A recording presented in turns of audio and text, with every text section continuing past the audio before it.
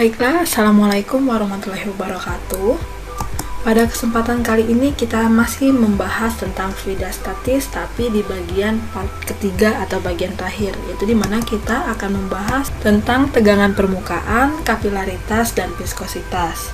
Jadi sebelumnya kalian juga harus memahami tentang fluida statis di part 1 dan part 3, dan jika ada yang belum nonton silakan cek di playlist untuk bisa ditonton ulang dan lebih dipahami lagi. Baiklah, kita masuk ke part 3, yaitu fluida statis tentang tegangan permukaan, kapilaritas, dan viskositas. Yang pertama itu kita akan membahas tentang tegangan permukaan. Sebelum masuk ke materi, kira-kira ada yang tahu alasan kenapa pada saat silet kita rebahkan di atas permukaan air, silet tersebut tidak tenggelam? Ada yang tahu alasannya kenapa? Oke. Hal itu terjadi dikarenakan permukaan air terdapat gaya tarik-menarik antar partikel-partikel air, atau disebut juga dengan gaya kohesi. Jadi, akibatnya pada permukaan air seolah-olah terdapat suatu selaput atau lapisan yang tegang dan dapat menahan benda-benda seperti silet, jarum, dan serangga atau benda-benda lainnya. Peristiwa tersebut dinamakan dengan tegangan permukaan. Pasti dari kalian pernah melihat kan, seperti nyamuk yang berada di atas permukaan air itu kok bisa tidak tenggelam kayak gitu. Nah, itu terjadi dikarenakan adanya gaya tegangan permukaan pada suatu permukaan air. Selanjutnya, tegangan permukaan itu sendiri bisa didefinisikan sebagai perbandingan gaya tegangan permukaan dengan panjang permukaan. Jadi secara matematis dapat dirumuskan, yaitu gamma dikalikan dengan gamma sama dengan F per D, di mana gamma merupakan tegangan permukaan dengan satuan Newton per meter, kemudian F yaitu gaya tegangan permukaan dengan satuan Newton, dan yang terakhir yaitu D, panjang permukaan dengan satuan meter. Selanjutnya, akibat adanya gaya kohesi dan adhesi, setiap fluida tentunya memiliki tegangan permukaan dengan meniskus yang berbeda. Selanjutnya, mengenai tegangan permukaan tadi, tentunya akibat adanya gaya kohesi dan gaya adhesi, setiap fluida tentunya memiliki tegangan permukaan dengan meniskus yang berbeda, atau disebut juga dengan gejala kapilaritas. Meniskus itu sendiri memiliki arti, yaitu peristiwa di mana melengkungnya permukaan zat cair karena pengaruh gaya adhesi dan kohesi. Kira-kira apa sih pengertian dari gaya kohesi dan gaya adhesi? Yang pertama itu kita akan membahas tentang pengertian gaya kohesi, di mana gaya kohesi sendiri yaitu gaya tarik-menarik antar partikel sejenis. Contohnya antar partikel-partikel air. Kemudian yang kedua yaitu gaya adhesi, merupakan kebalikan dari gaya kohesi, di mana adhesi ini merupakan gaya tarik-menarik antar dua partikel berbeda. Contohnya antara fluida dengan dinding tabung atau wadah tempat beradanya suatu fluida. Jadi bisa kita contohkan, yaitu jika terdapat gelas yang di dalamnya berisi air atau fluida, maka kita dapat mengetahui bahwa kohesi adalah gaya ikat antar partikel air satu sama lain. Sedangkan adhesi adalah gaya ikat antara air dengan dinding gelas. Itulah perbedaan antara gaya kohesi dan gaya adhesi. Selanjutnya, akibat adanya gaya kohesi dan adhesi tentunya ada pengaruh terhadap sudut kontak, di mana sudut kontak ini merupakan sudut yang dibentuk oleh pertemuan antara permukaan fluida dengan dinding tabung. Sudut kontak ini bisa berbentuk meniskus cembung dan meniskus cekung. Yang pertama yaitu kita membahas tentang meniskus cembung, di mana jika kohesi lebih besar dibandingkan adhesi, maka sudut kontak yang terbentuk atau theta yaitu lebih besar dari 90 derajat. Maka terbentuk yaitu meniskus cembung. Sedangkan yang kedua, jika kohesi lebih kecil dibandingkan dengan gaya adhesi, maka sudut kontak yang terbentuk atau theta yang terbentuk yaitu kurang dari 90 derajat. Maka terbentuklah meniskus cekung. Perbedaan meniskus cekung dan cembung bisa diperhatikan yaitu melalui gambar pada bawah ini. Yang pertama yaitu air raksa, dan yang kedua yaitu air. Yang pertama yaitu air raksa, di mana sudut kontak yang terbentuk yaitu lebih dari 90 derajat. Kita perhatikan. sudut kontak yang terbentuk yaitu lebih dari 90 derajat di bagian yang biru. Sedangkan untuk yang di fluida air atau air, sudut kontak yang terbentuk yaitu kurang dari 90 derajat. Yang ini tanya.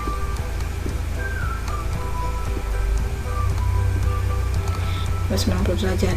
Perbedaan meniskus cembung dan cekung, kalau di gambar yang perbedaan sudut kontak pada permukaan saja ini mungkin sedikit bingung di mana perbedaan cembung dan cekungnya. Jadi untuk meniskus cembung bisa diperhatikan pada gambar ini, yaitu gaya adhesi lebih kecil dibandingkan dengan gaya kohesi. Maka terbentuk theta atau sudut kontak lebih dari 90 derajat. Itu air raksa dalam tabung kaca. Terbentuknya meniskus cembung itu bisa diperhatikan dari bentuk permukaan air yang ini. Jadi bentuk permukaannya yaitu cembung dan membentuk sudut theta lebih dari 90 derajat. Sedangkan yang kedua yaitu meniskus cekung, di mana gaya adhesi lebih besar dari gaya kohesi. Ini berupa air yang berada dalam tabung kaca membentuk meniskus cekung. Jadi perbedaan cekung dan cembung terdapat di bagian atas. Yang air raksa yaitu membentuk cembung, dan yang air yaitu berbentuk cekung, dan sudut theta yang terbentuk yaitu kurang dari 90 derajat. Selanjutnya masih berkaitan dengan fluida statis, yaitu kita membahas tentang kapilaritas, di mana kapilaritas ini merupakan peristiwa naik turunnya permukaan fluida dalam pipa kapiler atau pembuluh sempit. Kenaikan atau turunnya permukaan fluida di dalam suatu pipa kapiler dapat dirumuskan secara matematis dengan rumus H sama dengan 2 dikali gamma cos theta per rho dikalikan G dikalikan dengan R, di mana H sendiri merupakan ketinggian fluida pada pipa kapiler, kemudian gamma merupakan tegangan permukaan, theta yaitu sudut kontak yang terbentuk, rho adalah massa jenis zat cair dengan satuan kilogram per meter kubik, yaitu G percepatan gravitasi dengan satuan meter per second kuadrat, dan R sendiri yaitu jari-jari pipa kapiler dengan satuan meter. Kita beralih ke contoh soal. Pada soal yang pertama, yaitu perhatikan gambar di samping. Air berada dalam sebuah pipa kapiler dengan sudut kontak sebesar theta. Jika jari-jari pipa kapiler yaitu 0,8 mm, kemudian tegangan permukaan air yaitu 0,072 Newton per meter, dan cos theta atau sudut kontak yang terbentuk 0,55, maka tentukan ketinggian air dalam pipa kapiler, atau yang ditanya itu H. Sudah diketahui di soal yaitu G bernilai 10 meter per second kuadrat dan rho air yaitu 1000 kilo per meter kubik. Kita coba bahas di penyelesaian. Sebelumnya rumus yang kita gunakan pada kapilaritas yaitu H sama dengan 2 dikali gamma cos theta per rho dikalikan G dikalikan R, di mana R sudah diketahui yaitu sebesar 0,8 mm, atau kita ubah ke meter yaitu 0,8 dikalikan dengan 10 pangkat min 3, dan gamma yaitu 0,072 Newton per meter. Kemudian sudut kontak yang terbentuk atau cos theta-nya sebesar 0,55. G sudah diketahui di soal tadi, kita menggunakan 10 meter per second kuadrat. Kemudian rho airnya itu 1000 kilo per meter kubik. Kemudian langsung kita substitusikan ke dalam rumus, yaitu di mana H sama dengan 2 dikalikan gamma yaitu 0,072 dikalikan dengan cos theta atau sudut kontak terbentuk tadi 0,55 per 1000 yaitu massa jenis air dikalikan dengan 10 besar gravitasi dikalikan dengan R yaitu 0,8 dikalikan 10 pangkat min 3. Kemudian untuk 1000 dan 10 pangkat 3 jika dikalikan maka hasilnya 1. Kemudian 10 dikalikan dengan 0,8 hasilnya 8, maka H sama dengan 2,72 dikalikan 10 pangkat min 3 dikalikan 0,55 per 8, Yang 0,072 tadi kita ubah menjadi 72 dikalikan dengan 10 pangkat min 3. Kemudian kita sederhanakan lagi, 72 dibagi dengan 8, itu hasilnya 9. Jadi, H sama dengan 2 kali 9 dikalikan dengan 0,55. 2 kali 9 hasilnya 18 dikali 10 pangkat min 3 dikalikan lagi dengan 0,55. Maka H sama dengan 9,9 dikali 10 pangkat min 3 meter. Atau kita ubah ke dalam bentuk milimeter, yaitu hasilnya 9,9 mm. Selanjutnya itu pembahasan terakhir pada pertemuan yang ketiga, yaitu tentang viskositas. Di mana viskositas ini merupakan ukuran yang menyatakan kekentalan suatu fluida atau zat cair. Bisa berupa oli, sunlight, glaserin, air, dan lain sebagainya. Tentunya dalam viskositas ini ada yang namanya dengan hukum Stokes, di mana hukum Stokes ini berbunyi jika sebuah bola bergerak dalam suatu fluida yang diam, maka bola itu akan bekerja suatu gaya gesek dalam bentuk gaya gesekan, dan arahnya berlawanan dengan arah gerak bola itu sendiri. Jadi jika kita memasukkan suatu bola ke dalam suatu tabung atau pipa kapiler dari atas, maka gaya gesek yang timbul yaitu berlawanan dari gerakan bola itu sendiri. Jika kita masukkan bola dari atas ke bawah, maka gaya gesek itu berlawanan dengan bola, yaitu gaya geseknya ke arah atas. Maka secara matematis viskositas ini dirumuskan dengan Fs sama dengan 6 dikali V dikali R dikali eta dan dikali V. Fs sendiri merupakan gaya gesek dengan fluida dengan satuan Newton. Kemudian R yaitu jari-jari benda dengan satuan meter. Eta merupakan koefisien viskositas dengan satuan kilo per meter sekon. Dan V merupakan kecepatan benda yang jatuh dalam fluida dengan satuan meter per sekon.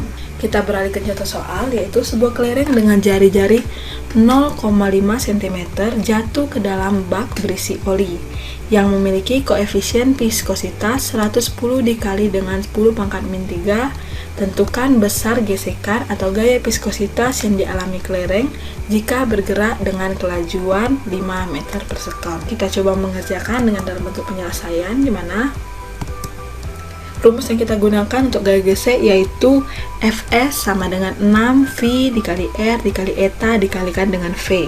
Diketahui bahwa R-nya tadi 0,5 cm, kita ubah ke dalam meter yaitu 5 dikali 10 pangkat min 3. Selanjutnya eta yaitu 110 pangkat min 3 sudah diketahui dalam soal. Kemudian V yaitu kelajuan atau kecepatan benda pada dimasukkan ke dalam oli yaitu 5 meter per sekon. Kemudian kita substitusikan ke dalam rumus yang ditanya yaitu Fs. Jadi Fs sama dengan 6 dikalikan V kita pakaiin 3,14 dikalikan dengan jari-jari yaitu 5 kali 10 pangkat min 3. Kemudian dikalikan dengan koefisien viskositas yaitu 110 dikali 10 pangkat min 3 dan V atau kelajuan yaitu 5. Kemudian Fs sama dengan 51.810 dikali dengan 10 pangkat min 6, karena 10 pangkat min 3 dikalikan dengan 10 pangkat min 3, pangkatnya itu ditambah, jadi 10 pangkat min 3 ditambah dengan 10 pangkat min 3. Hasilnya yaitu 10 min 3 dikurang 3.